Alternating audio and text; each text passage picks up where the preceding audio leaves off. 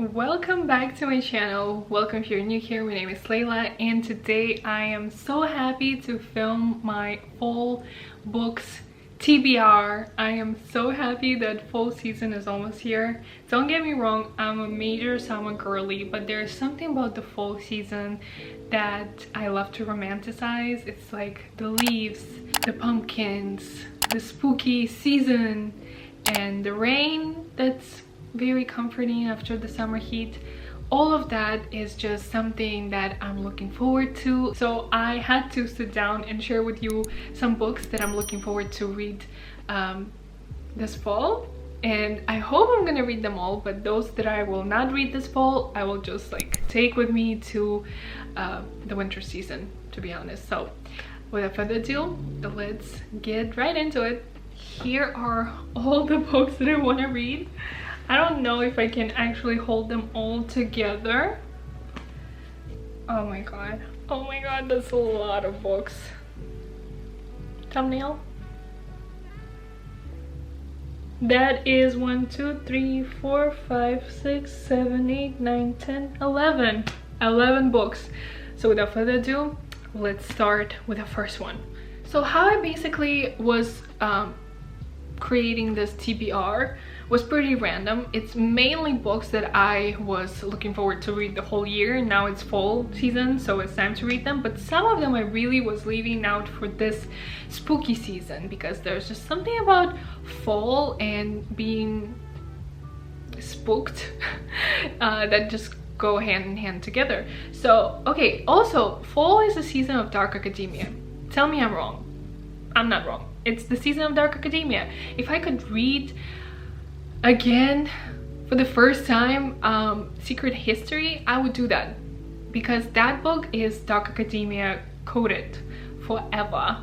But instead I decided to read something new, and that is Babel by R.F. Kuang. After reading her Yellow Face this summer, very bright yellow cover that goes well with the summer, I was actually very much intrigued to read her other more serious novels, because Yellowface was very funny. I heard that Babel is like where it's at. Also, a lot of people love the Poppy War, so I also think I'm gonna read that, which I usually don't gravitate towards fantasy world, but I really enjoyed R.F. Kuang's writing. I bought Babel for fall season, especially as I am starting my master's in journalism this fall. I feel like going back into the dark academia world, even in the fiction world, would be very on theme with this fall.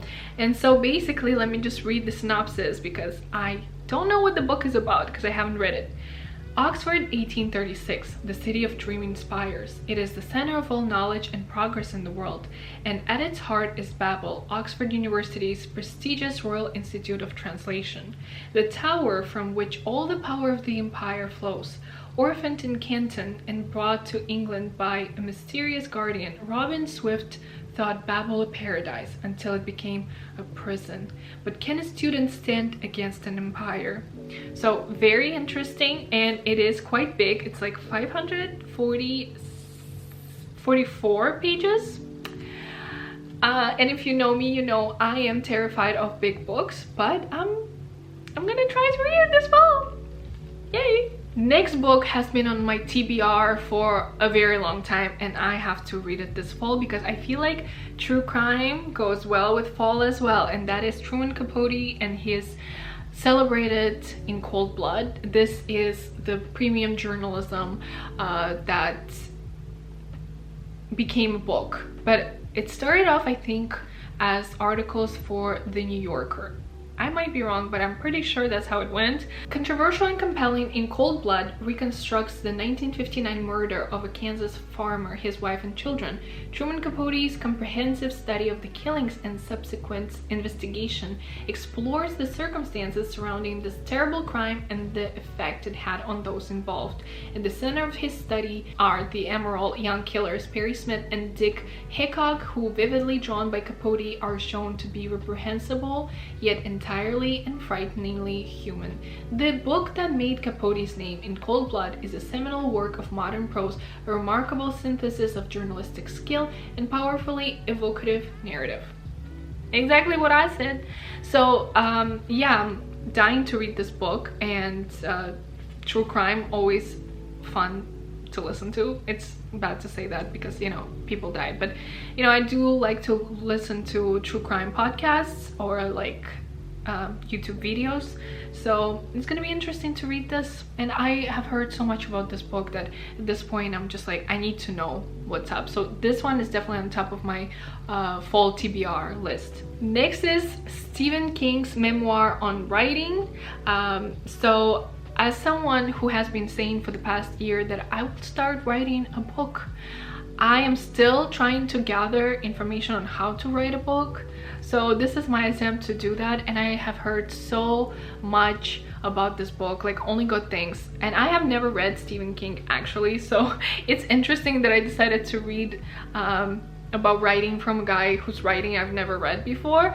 But I think if all goes well after this book, I will definitely try to read something from Stephen King. And also, his books are quintessentially spooky season reads, right? So I should probably purchase something, but I'm trying not to purchase anything because I already have 11 books from this TBR and some Russian classics that I still haven't read. So I'm like trying to be mindful and not buy more until I read more.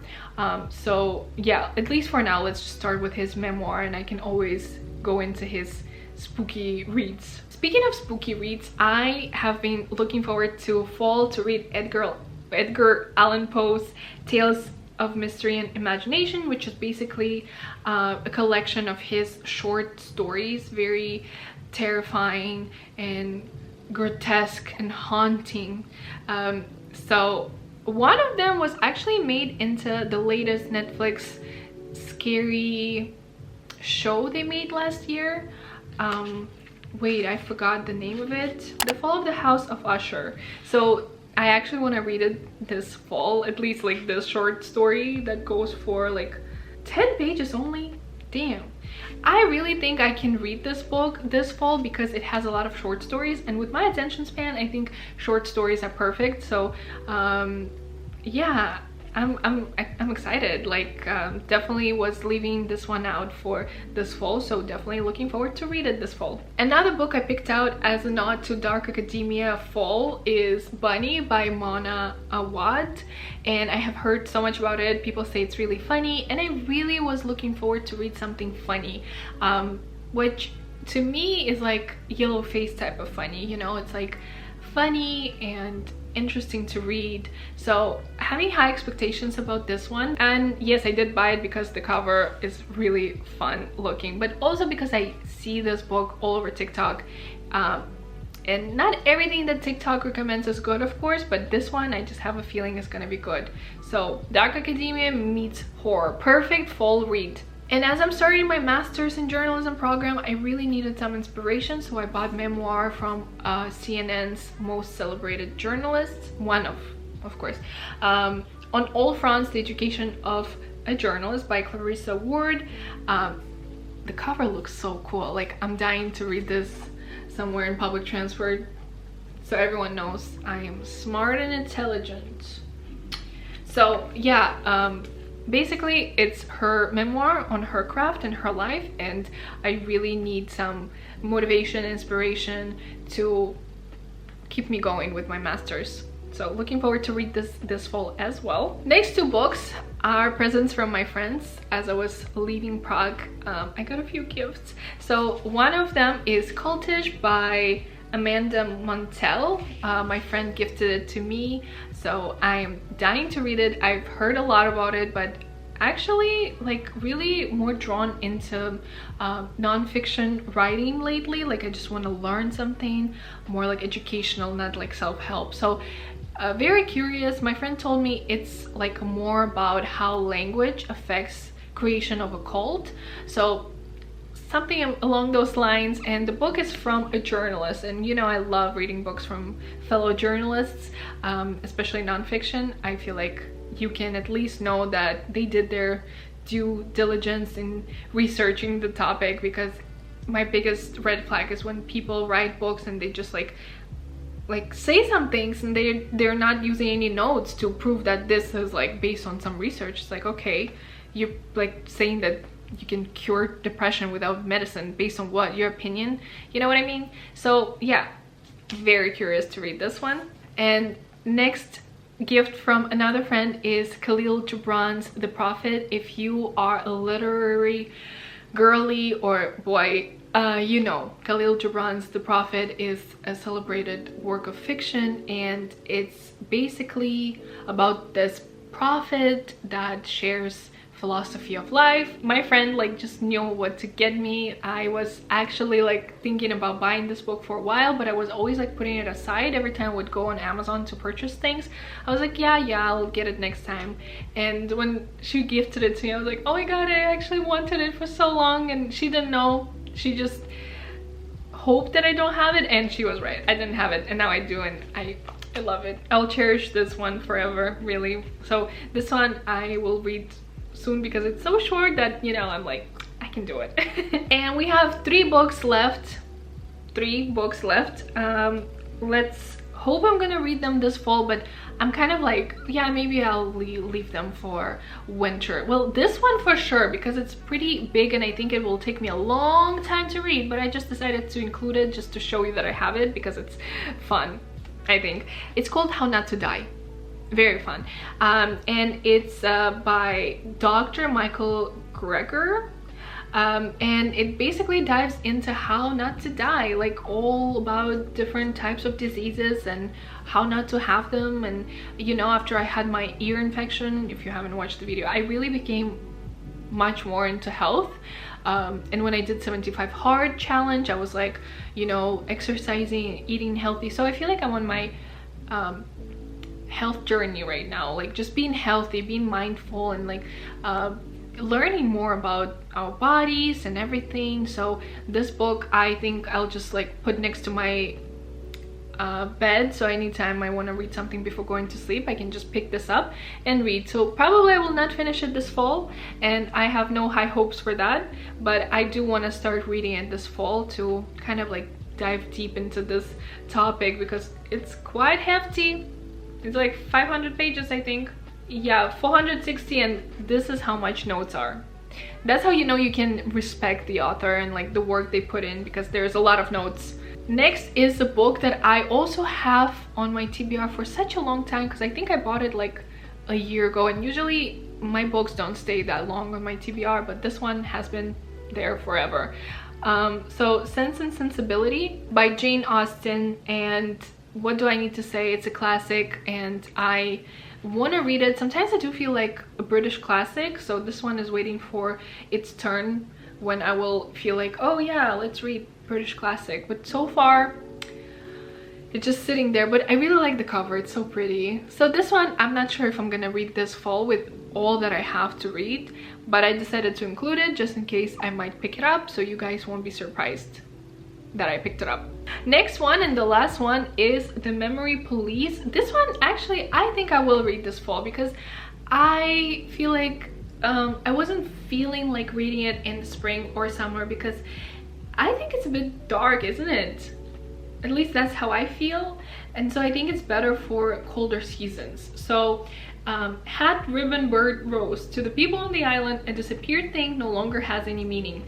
It can be burned in the garden, thrown in the river, or handed over to the memory police. Soon enough, the island forgets it ever existed. When a young novelist discovers that her editor is in danger of being taken away by the memory police, she desperately wants to save him. For some reason, he doesn't forget, and it's becoming increasingly difficult for him to hide his memories. Who knows what will vanish next?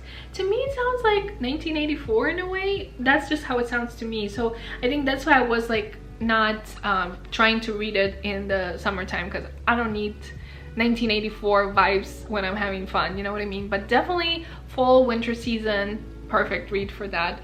And this one is from Yokogawa.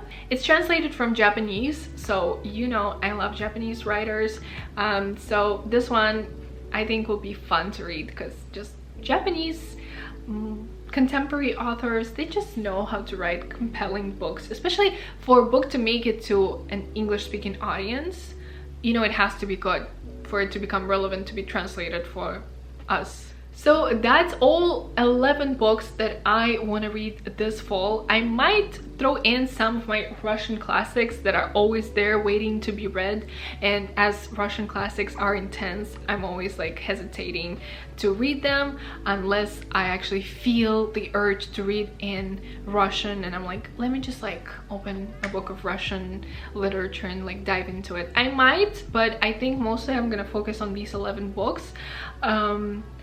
And I'll share with you at the end of the year and you'll see what I read. But if you want to know first, then definitely become friends with me on Goodreads, because I share everything there related to books. I love Goodreads because it helps me keep track of all that I'm reading. I really think it helps me a lot to like keep track of my reading and read better and read more as well.